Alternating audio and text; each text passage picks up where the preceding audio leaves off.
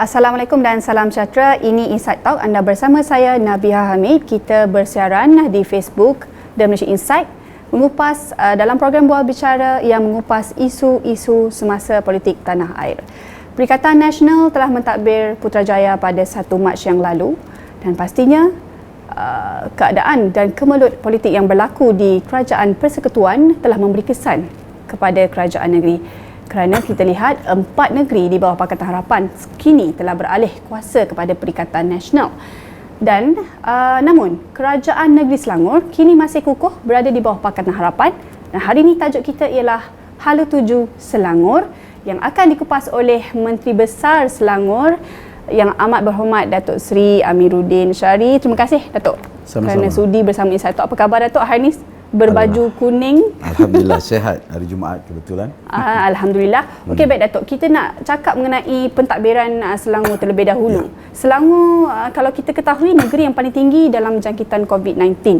Tetapi kalau kita lihat daripada segi SOP-nya, Selangor juga di antara yang terkedepan, untuk mengaplikasikannya.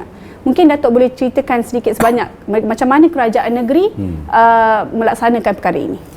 Okey, pertama saya rasa kita perlu melihat dengan menyeluruh berkenaan dengan saiz dan jumlah kes. Selangor memang antara negeri yang tertinggi. Pada ketika ini Selangor di tempat kedua selepas wilayah Persekutuan Kuala Lumpur. Dan selama beberapa bulan yang lepas dalam PKP, PKPB dan sebagainya, sememangnya Selangor menduduki carta yang pertama daripada jumlah akumulasi ataupun keseluruhan kes-kes.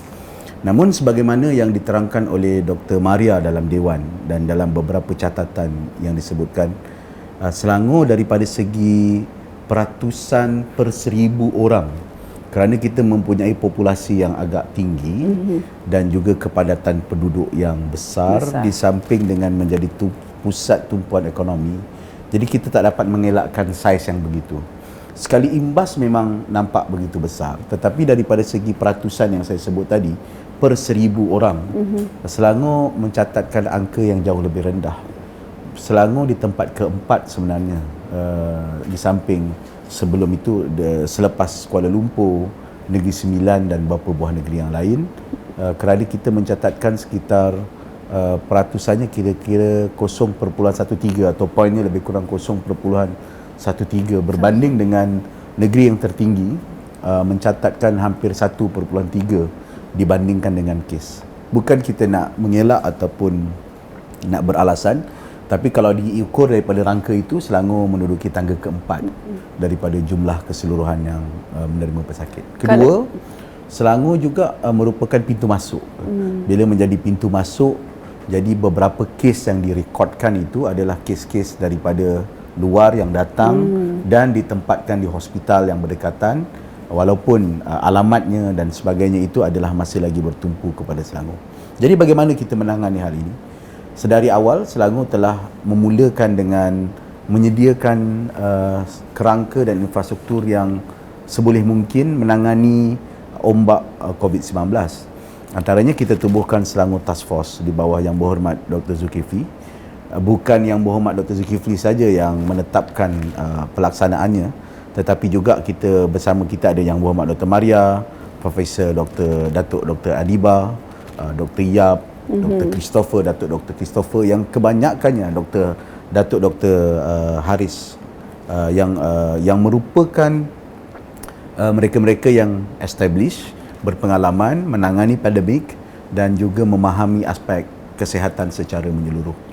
Jadi sebab itu, walaupun kita menerima lambakan kes yang besar, kita menjadi tuan rumah kepada kuarantin yang jauh lebih besar pada satu ketika. Kita berjaya mengawal kerana kita menggabungkan di antara usaha-usaha yang telah dilaksanakan oleh kementerian melalui Jabatan Kesihatan. Saya harus bagikan pengiktirafan kepada Jabatan Kesihatan Negeri yang juga mempunyai kapasiti yang tersendiri, tetapi dengan terpaksa berdepan dengan Hospital Sungai Buloh sebagai contoh, sebagai pusat dan juga rujukan untuk COVID-19, Selangor harus menambah nilai supaya kawalan persekitaran penyakit berjangkit itu juga dapat dikawal. Justru itu memang kita telah meletakkan beberapa panduan-panduan Jadi pasukan khas ataupun task force akan memberikan beberapa garis panduan dan kita menyesuaikan dengan tindakan-tindakan susulan yang dilaksanakan oleh pihak kementerian. Dan Negeri Selangor melakukan tambahan terhadap saringan sebagai contoh. Lebih 5,000 saringan. Atas inisiatif sendiri kan? Atas inisiatif kerajaan negeri.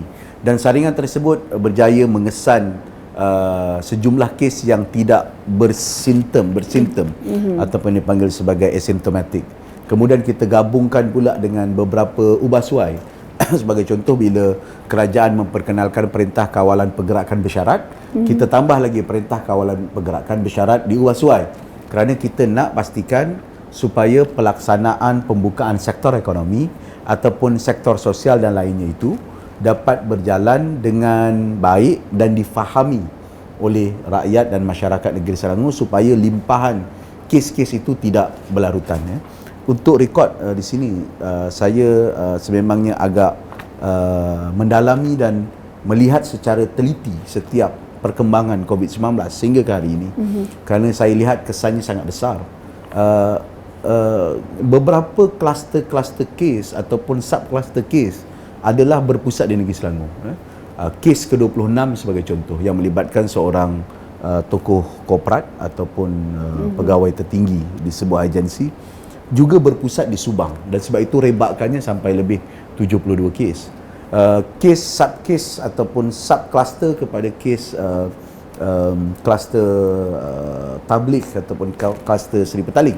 Sub-klusternya di Bangi, di Hulu Langat, di madrasah tahfiz dan sebagainya itu sememangnya berpusat di negeri Selangor. Tapi saya mengucapkan tahniah kepada Barisan Pasukan Hadapan oleh JKNS dan juga sedikit sebanyak daripada effort tambahan yang telah dilaksanakan oleh Selangor Task Force. Ia berjaya mengekang daripada perebakan kes itu daripada tidak terkawal dan pada masa-masa tertentu, sebenarnya semalam adalah kali kelima kita mencatatkan kosong kes secara keseluruhan. Kes pengembara, import maupun kes tempatan. Untuk kes tempatan saja saya rasa kita telah mencatatkan lebih daripada 7 ke 8 hari yang mencatatkan hampir kosong ataupun kosong kes-kes penularan tempatan. Baik, Kerajaan Persekutuan sebelum ini ada mewajibkan mulai 1 Ogos ni mengenai pelitup muka. Jadi Kerajaan Negeri Selangor pula bagaimana nak memastikan SOP ataupun kewajipan itu dilaksanakan oleh masyarakat Selangor, rakyat Selangor?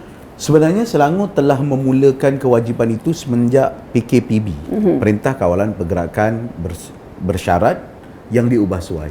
Sebab itu masa ketika itu lagi kerajaan negeri telah menetapkan bahawa sebarang pergerakan di aktiviti di luar yang berkumpulan harus menggunakan pelitup muka ataupun face mask. Kerana kita tahu pada ketika tersebut dapatan serta kajian terbaru mendapati face mask ataupun pelitup muka mampu mengekang lebih 60% daripada jangkitan ataupun potensi jangkitan. Namun begitu, disebabkan oleh beberapa perkembangan terkini dan sebagainya, kita dapati SOP itu sudah mula tidak diambil pusing ataupun tidak dipedulikan, khususnya apabila sekarang sudah sampai kepada Perintah Kawalan Pergerakan Pemulihan. Orang dah rasakan agak selesa. Sebab itu 1 hari atau 2 hari sebelum keputusan ini dibuat, saya dah sebutkan di peringkat awal bahawa kita nak pastikan agar SOP itu dipatuhi. Kerana daripada masa ke semasa saya dapati SOP itu gagal dipatuhi di peringkat awal. Bagaimana nak laksanakan? Akhirnya kita terpaksa ataupun kita harus menggunakan penguatkuasa yang lebih ada kuasa. Sebelum ini Perintah Kawalan Pergerakan seperti kawalan sempadan dan sebagainya itu berkesan apabila pihak polis dan pasukan keselamatan lainnya yang beruniform boleh turun ke lapangan dan memastikan hal itu berlaku.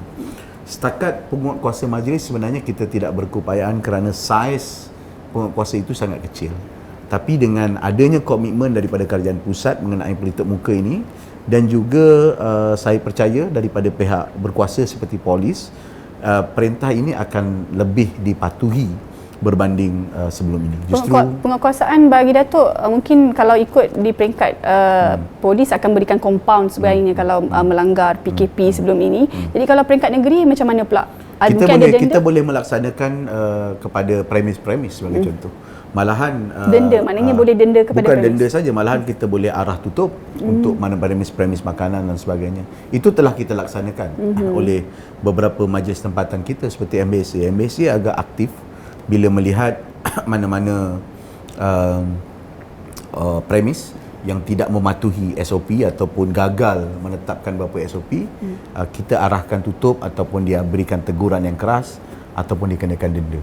Jadi gabung jalin di antara kuasa state yang saya rasa terletak di bawah Akta Kerajaan Tempatan Perkara 72 yang menyentuh tentang kesihatan awam ataupun public health, dan juga kuasa yang ada di bawah pihak polis atas arahan Majlis Keselamatan Negara akan memastikan SOP ini dapat dipatuhi dan SOP ini dapat dipenuhi sebelum ia terlambat, iaitu sebelum berlaku ledakan kedua kalau ia gagal dikawal dengan sebaik mungkin.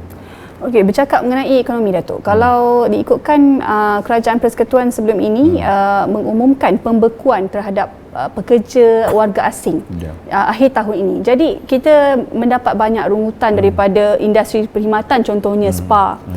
Jika mereka bergantungan mereka adalah terhadap daripada pekerja asing ni. Selangor ni bagaimana, Datuk, untuk memastikan ekonomi perkhidmatan seperti itu, ekonomi dalam industri buruh misalnya tidak lumpuh? Ya, sudah pasti kita memerlukan kefahaman dan kolaborasi di antara pihak kementerian yang membuat dasar dan juga industri ataupun sektor pembinaan, sektor perkhidmatan yang memerlukan dan banyak menggunakan tenaga-tenaga kerja asing. Isu besarnya ialah kawalan. Kalau kita berjaya mengawal dengan memastikan rekod kesihatan mereka, rekod immigration mereka dan sebagainya itu dapat dilaksanakan dengan baik, ia akan berjalan dengan betul. Kalau orang tempatan pun kita gagal memastikan SOP dipatuhi, gagal memastikan saringan ataupun ujian dibuat pada masa-masa yang telah ditetapkan, ia tetap akan menjadi pusat perebakan.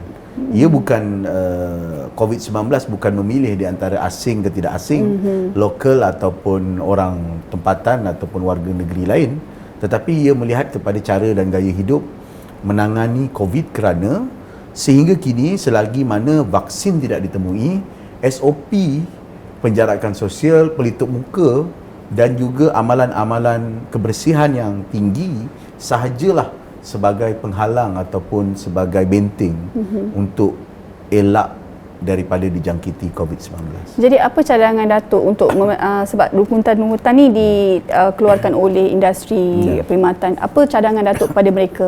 Mungkin mereka, apa cara mereka untuk memastikan? Bagi saya yang pentingnya ialah pihak industri harus segera berkomunikasi dengan Jabatan Buruh ataupun dengan Kementerian yang terbabit Sumber Manusia sudah pasti, supaya memahami dan menjelaskan bahawa kita tidak akan kompromi dengan tenaga kerja asing tanpa izin sebagai contoh. Tapi kita bolehkan, kalau boleh, diberikan kepada warga asing yang memang terbukti banyak membantu dan juga menggerakkan sektor pembinaan sebagai contoh. Memang sebahagiannya adalah warga negara luar. Cuma isunya adalah sejauh mana kita mampu mengawal. Isunya adalah kembali kepada kawalan. Kalau kawalan boleh ditetapkan supaya mereka patuh kepada SOP, sudah pasti peraturan immigration diikuti, boleh berubah dan kita boleh laksanakan. Sebab bagi saya selain daripada kawalan penyakit, kita juga harus melihat kesan ekonomi yang agak besar dan parah, khususnya menjelang akhir tahun ini akan memberi kesan yang besar kalau kita tidak menggerakkan ekonomi dengan lebih pantas dan kreatif. Okey, baik Datuk, bercakap mengenai pentadbiran Datuk dalam Selangor ini. Di awal pentadbiran dulu ada rungutan-rungutan yang kata Datuk menarik beberapa bantuan, contohnya tawas. Sebelum ini kalau difikirkan khairat kematian, peduli sihat dan sebagainya. Jadi saya ada dengar juga ura-ura Datuk nak kembalikan khairat kematian tu. Macam mana mungkin boleh? Isu besarnya bukan tarik program ataupun potong peruntukan. Kita punya peruntukan untuk IPR ataupun inisiatif peduli rakyat masih lagi pada cap yang agak tinggi, sekitar 500 hingga 600 juta ringgit Malaysia, dan jumlah itu tak banyak beza berbanding dengan zaman Datuk Seri Azmin. Cuma yang paling pentingnya adalah pada saya ketika itu ialah memastikan ia sampai kepada sasaran yang sebenar. Kerana sebelum itu kita tidak mempunyai kayu ukur. Pendapatan 2,000 kita letakkan. Apakah syarat untuk pengesahan 2,000 itu? Contohnya, kena ada slip gaji. Baik. Yang tak ada slip gaji, bagaimana? Akhirnya kita dapat pengesahan daripada Ketua Kampung dan Pusat Khidmat. Dan di situlah ada ruang pertikaian, betul atau tidak pendapatannya 2,000, ataupun sebenarnya ada yang 2,000 tak dapat kerana dah diambil bagi mereka yang berpendapatan yang lebih tinggi.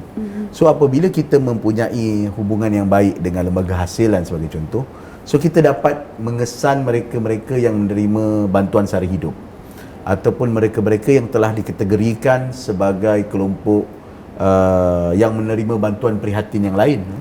Sebagai contoh ialah kelompok e-kasih sebagai contoh, atau mereka yang telah terdaftar sebagai e-kasih.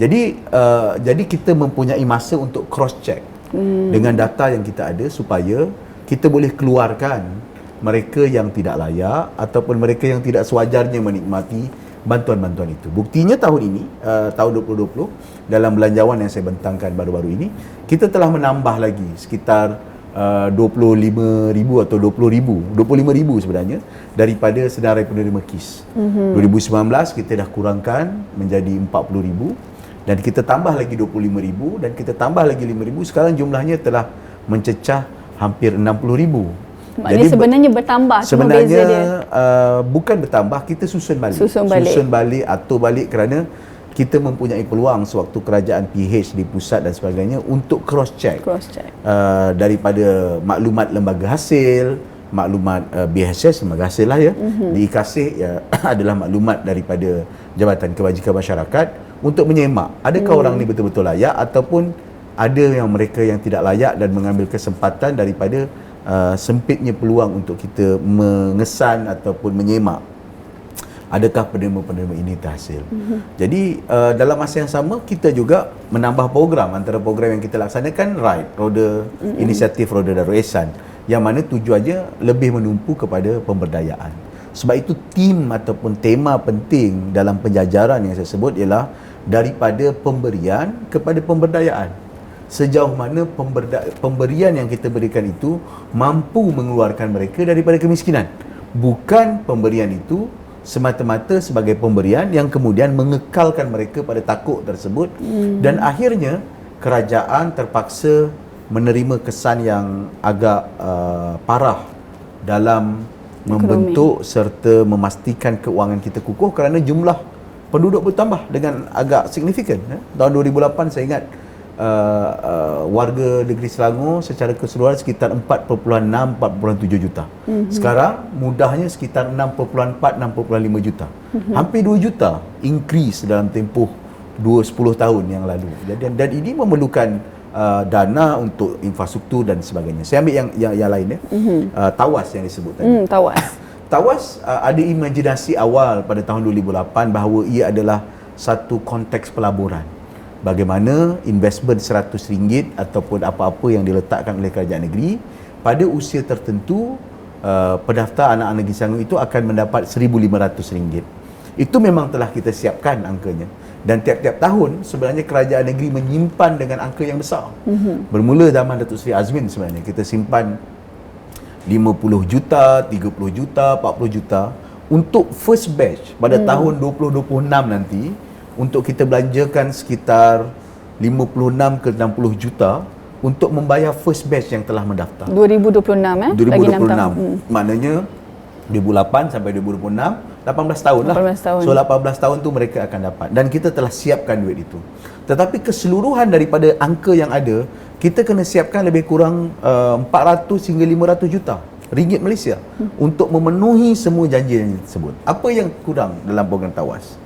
Yang kurang daripada program Tawas daripada zaman Tan Sri Khalid sampai Datuk Seri Azmin tidak dilakukan sebarang pelaburan untuk menjana pendapatan tersebut Di dalam tawas di itu. dalam tawas tersebut. Jadi akhirnya kita akan simpan 30 juta, 40 juta, 50 juta tiap-tiap tahun, sedangkan investment itu tidak dilakukan. Jadi apa yang saya lakukan ialah kita hentikan sebentar program itu, cari formula untuk penjanaan dana yang sedia ada.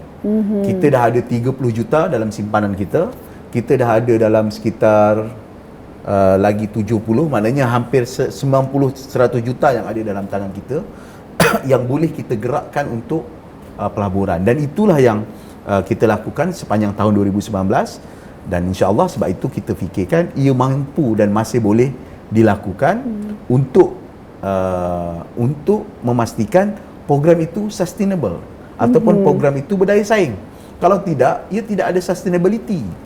Baiklah, Zaman Tasik Khalid kata, kita akan dapatkan hasil daripada sumber galian seperti pasir dan sebagainya.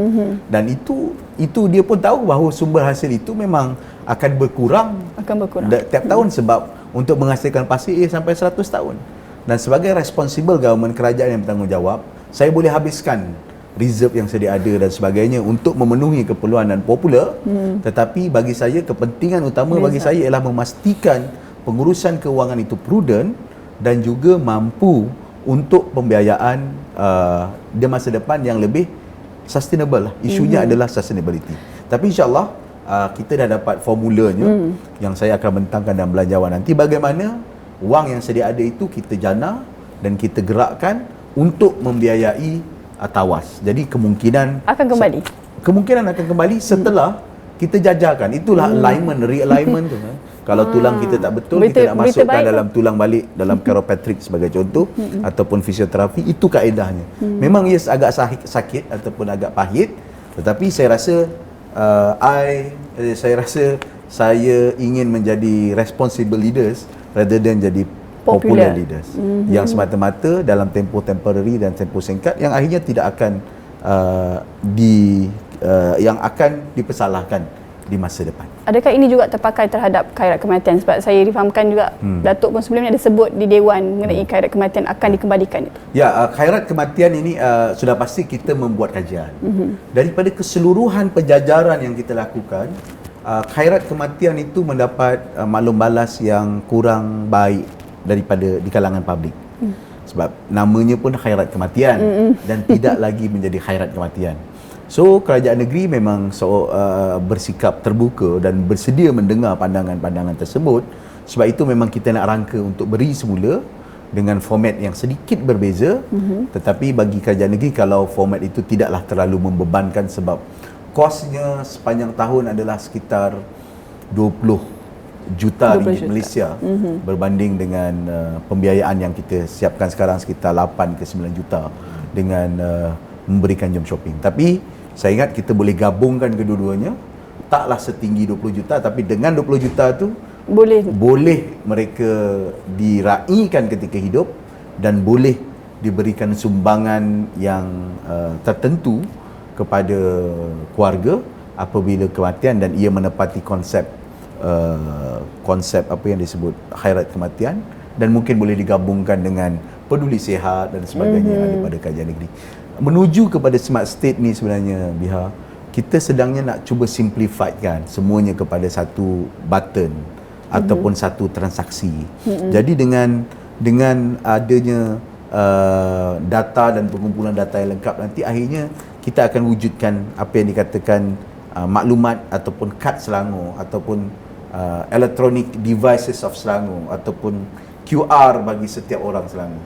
So untuk mereka, katakanlah dia ada QR itu ataupun dia ada kad itu, dia ada apa-apa gadget yang kita akan sebutkan nanti, dan dia boleh claim apa yang dia layak. Kisnya pun kad itu, peduli sihatnya pun akan kad dilancarkan. itu. Kita sedang menuju ke arah tersebut sebenarnya. Mungkin tak secepat tahun depan, tapi saya yakin ia boleh dilaksanakan apabila kita dapat mengemas kini. Itulah maksud besar kepada penjajaran. Itulah maksud dan hasil besar kepada realignment yang saya sebutkan tadi. Walaupun ada orang menganggap sinis, ikat perut dan sebagainya, ia bukanlah ke arah itu. Ia adalah ke arah effective management, pengurusan yang berkesan dan teratur berdasarkan data yang lengkap dan memastikan ia sampai kepada sasaran yang sepatutnya. Baik, cakap mengenai bantuan lagi ni Datuk. Ada juga dakwaan yang mengatakan kononnya bantuan sihat yang memperuntukkan RM5,000 terhadap pesakit katarak. Ada pemotongan, betul ke Datuk? Tak ada, itu memang dah sedia ada dan cuma mekanismenya sedang dikemaskinikan. Itu memang secara langsung di bawah Yang Berhormat Dr. Maria. Saya tidak ada detailnya, tetapi bagi saya program itu kekal, cuma mungkin pilihan ataupun variety of passion ataupun pesakit. Kita kena varietykan lah. Kalau dulu di peringkat awal mungkin katarak, mungkin sekarang ni kita dah tambah lain. Jadi mungkin kita terpaksa mengubah beberapa fund dan sebagainya. Tapi tujuan dan hasratnya masih dilaksanakan. Okey, kalau kita dah cakap pasal itu mengenai pentadbiran Kerajaan Negeri Selangor, sekarang kita nak masuk dalam isu politik pula. Kalau ikutkan Datuk, Selangor ini majoriti adunya adalah daripada PKR. Dan kita tahu baru-baru ini apabila bekas timbalan Presiden PKR Datuk Azmin Ali telah keluar daripada parti, dan adakah PKR Selangor ini kukuh? Kerana kita ketahui masa 2018 PKR Selangor ini dikatakan kubu kuat Azmin, dan adun-adunnya dikatakan empat adun daripada PKR juga yang telah mengikut jejak langkah Datuk Azmin. Apa pandangan YB mengenai PKR Selangor ini? Empat yang mengikut Datuk Seri Azmin itu termasuk Datuk Seri Azmin lah. Gombak Setia, Sementara dan juga Lembah Jaya. Jadi saya tak boleh menafikan sejarah bahawa Datuk Seri Azmin memang ada impak kepada politik di negeri Selangor. Kalau tidak, ia tidak akan berlaku perubahan. Tetapi saya rasa sangat gembira juga walaupun beberapa watak penting di negeri Selangor seperti Azmin dan Zuraida yang begitu berpengaruh suatu ketika di negeri Selangor keluar daripada keadilan, membentuk Perikatan Nasional di pusat dan sikit sebanyak membentuk kerajaan,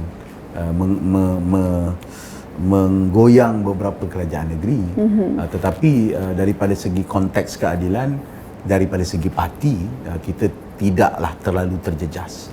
Buktinya sebab tidak ada cabang. Kita ada 22 cabang.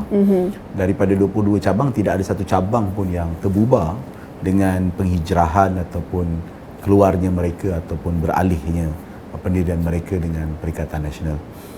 Yang kedua, pengaruh terhadap individu-individu sudah pasti memang ada, tetapi sebagaimana yang ramai lihat, kekuatan kepada perjuangan dan juga kekuatan kepada perubahan yang digerakkan sejak 2008 itu berpusat kepada keadilan, bukan berpusat kepada individu. Sebab kita pernah kehilangan Menteri Besar yang sangat berpengaruh, iaitu Tan Sri Khalid Ibrahim, dipecat daripada parti. Ramai menjangkakan bahawa bila Khalid dipecat, keadilan akan muram dan tidak lagi mampu bertapak kukuh.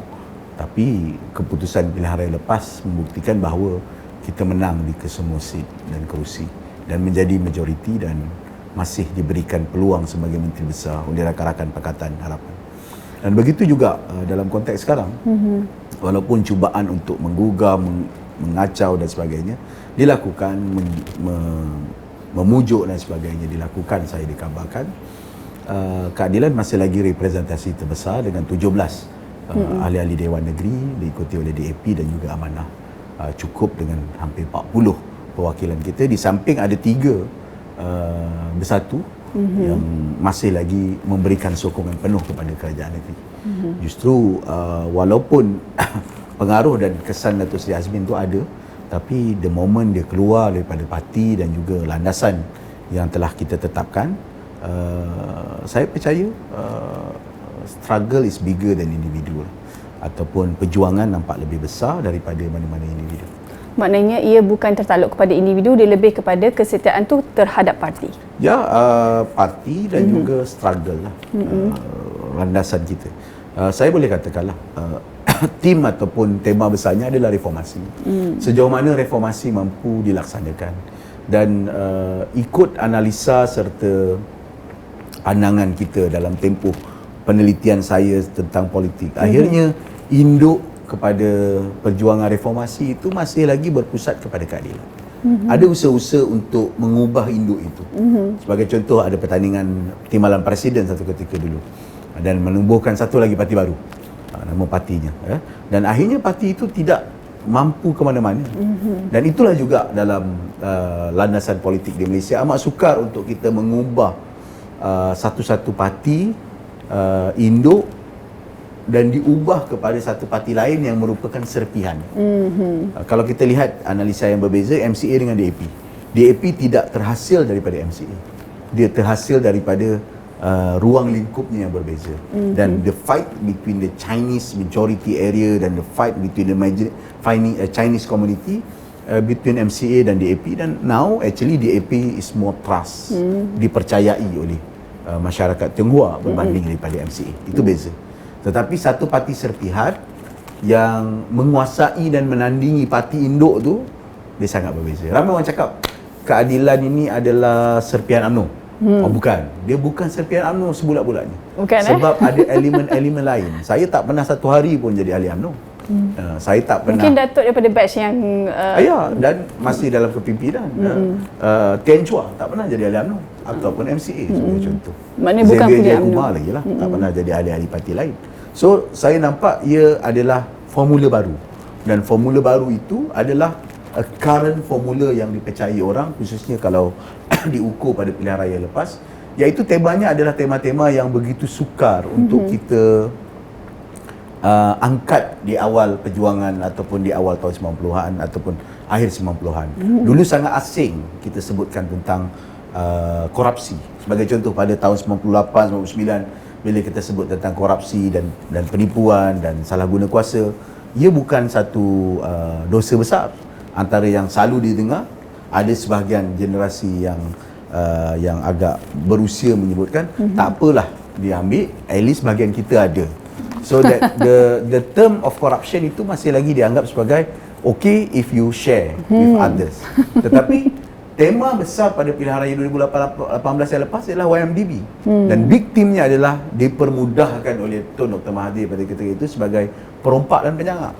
And jangan lupa, itu adalah 20 years of struggle, reformasi meletakkan korupsi sebagai musuh dan juga menjadi tema yang dibenci oleh semua orang. Hari ini sebagai contoh, bila kita sebut, even though kadang-kadang keluar perkataan ataupun tingkah laku resis ataupun perkauman di dalam sebahagian ahli parlimen kita dan politician kita. Namun begitu, tema resis itu dianggap sebagai satu cercaan. Dulu mereka berbangga dengan perjuangan yang berasaskan kepada resis ataupun berasaskan kepada perkauman.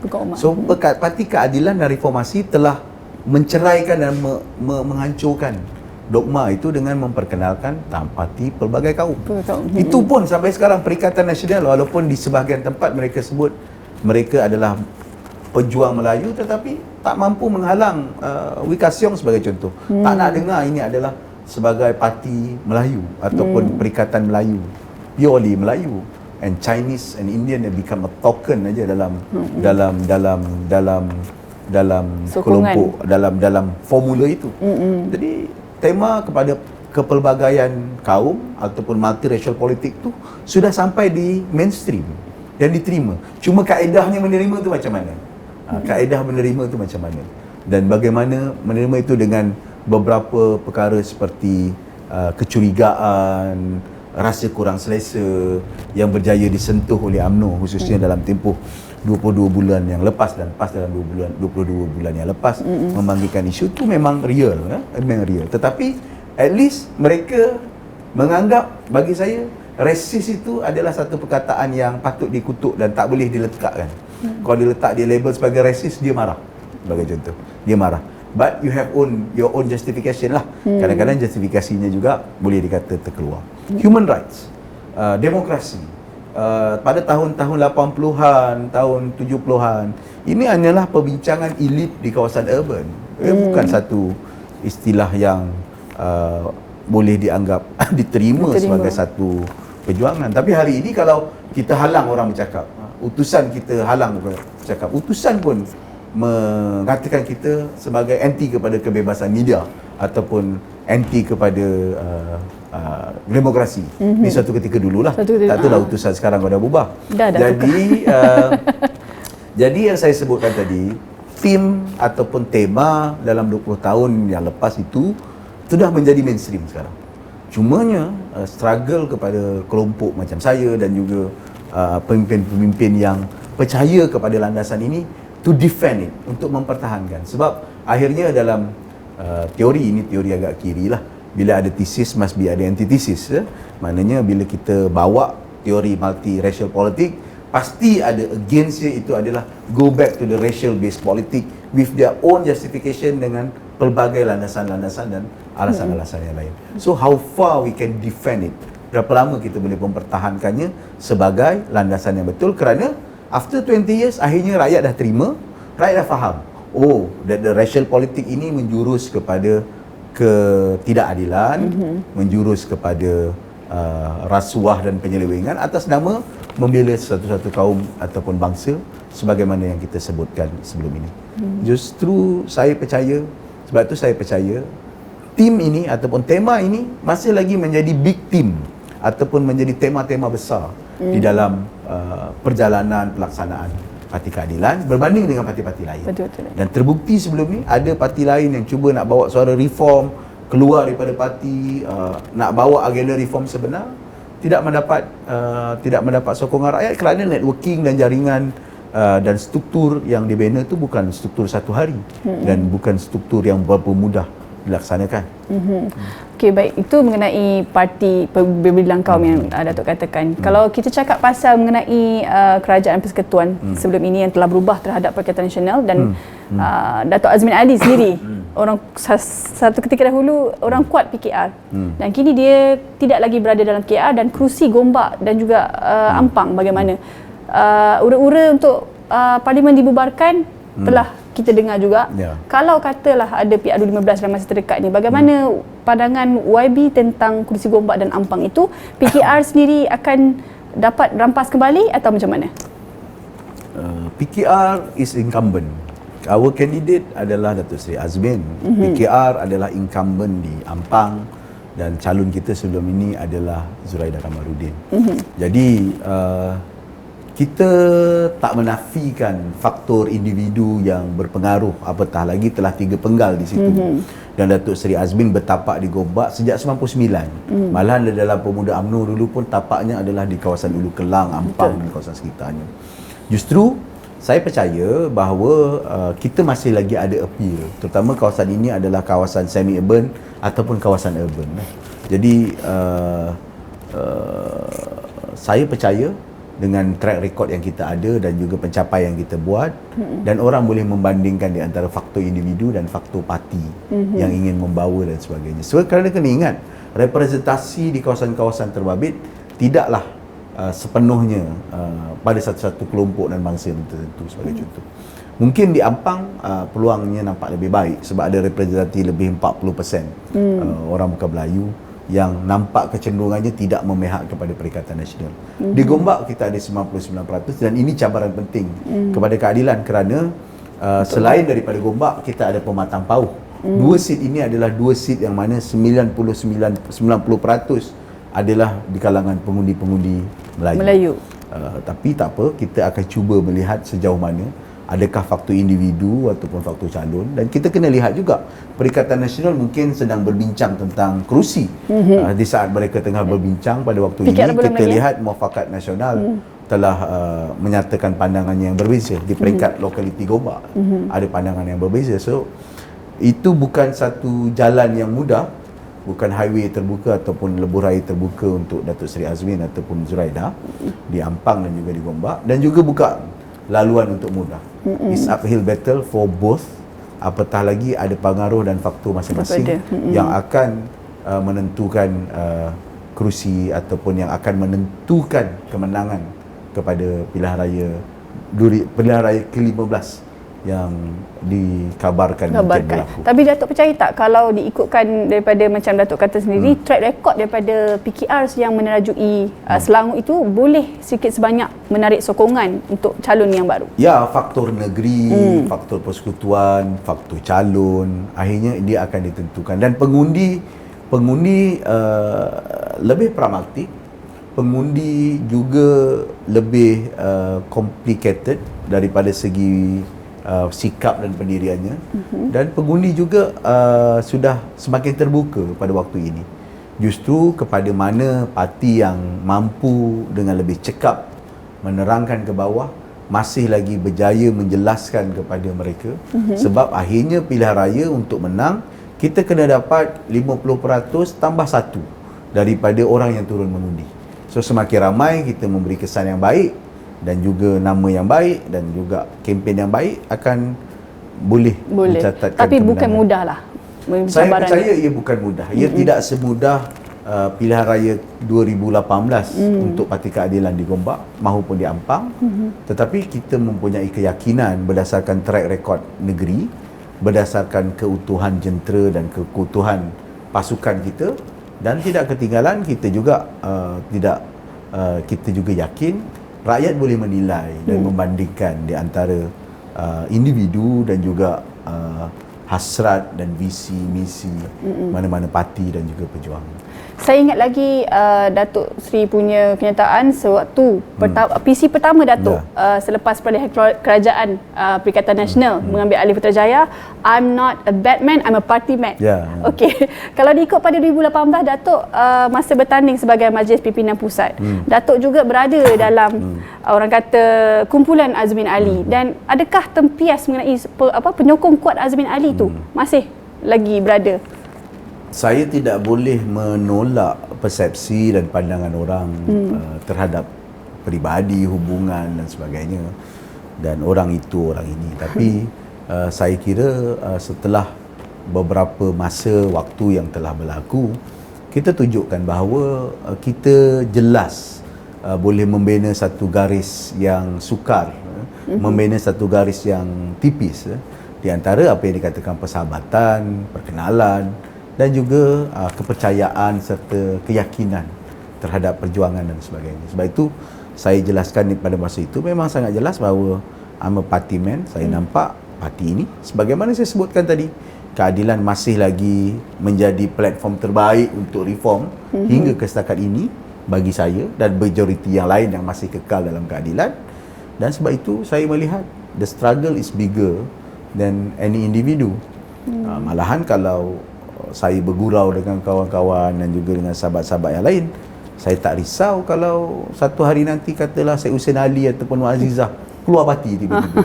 I will stay in keadilan as long as I believe that keadilan is the best tools untuk reform agenda. Jadi saya dah jelaskan, malahan kalau mendengar ucapan saya dengan teliti baik di sini ketika membela Datuk Seri Azmin yang dituduh dengan tuduhan video dan sebagainya, dan juga ucapan saya di Renaissance selepas Kongres, ada program di Renaissance saya datang. Saya tegaskan memang bahawa saya berdiri dalam perjuangan reformasi dan keadilan bukan kerana individu. Not because of the president, not because of you, dia terbukti presiden masa tu Azmin ada di situ. Malahan Azmin bergurau dengan saya pada itu, kau tak nak sokong aku meh. Jadi saya jelas, dalam hal itu saya sangat jelas bahawa struggle, perjuangan, reformasi itu adalah big agenda. Anwar Ibrahim adalah bapa yang membawanya. Dan kita nampak dia masih lagi bercakap tentang beberapa unsur-unsur tentang pembelaan orang miskin, pembelaan mereka yang terpinggir, rasuah, penyelewengan yang masih lagi menjadi elemen tegar kepada konsep reform dan juga ke parti pelbagai kaum, menegakkan demokrasi dan keterbukaan dan negeri yang berdaulat. Ini tema yang sangat besar. Dan perkara-perkara itu tak timbul pun daripada mulut mereka-mereka yang keluar dan konon nak bawa agenda reformasi dalam Perikatan Nasional. Tak tercermin pun dalam new policy. Dan ada beberapa persiapan yang lain. That's why saya percaya pokoknya budaya, nature, ambience, suasana yang ada di dalam keadilan itu memang menolak kita ke arah that the politik reform agenda ataupun agenda reformasi. Macam mana hubungan Datuk dengan Datuk Seri Azmin? Okey, tak ada masalah lagi. Okey, dia bagi salam, saya bagi salam, saya jumpa, dia ajak minum, saya minum. Okey, kalau cakap mengenai karier politik YB dah 3 penggal jadi adun. Ya. Dah jadi MB seawal usia 38 tahun. Saya boleh kira dalam sejarah Selangor itu antara yang muda juga. Dan macam mana dengan karier politik Datuk selepas ini? Mungkin Datuk nak beralih ke peringkat federal sebab kita nak dekat election ni dengar-dengarnya di Parlimen Gombak ke? Kita akan tengok kepada suasana sebab akhirnya politik selain daripada ketekalan dan kecekalan kita daripada segi prinsip dan perjuangan, kita juga harus berada pada masa dan waktu yang betul. Kebetulan 2008 sebagai contoh, masa dan waktu tu betul saya bertanding walaupun kedudukan kewangan tak berapa ada, percaya menang pun hampir tak ada, tapi kita menang. Jadi ia menggabungkan pelbagai elemen. Di peringkat awal yang saya sebut tadi, more on principle lah. Prinsipal itu akan dikenali kita, dan selagi mana kita berdiri pada prinsip itu, orang akan iktiraf kita, orang akan hargai kita, orang akan ingati kita kerana that prinsip, rather than kita mendapat semua jawatan, kita kekal mengubah arus, melawan arus ke sana kemari untuk jawatan. Orang mungkin kenal kita selagi kita ada jawatan.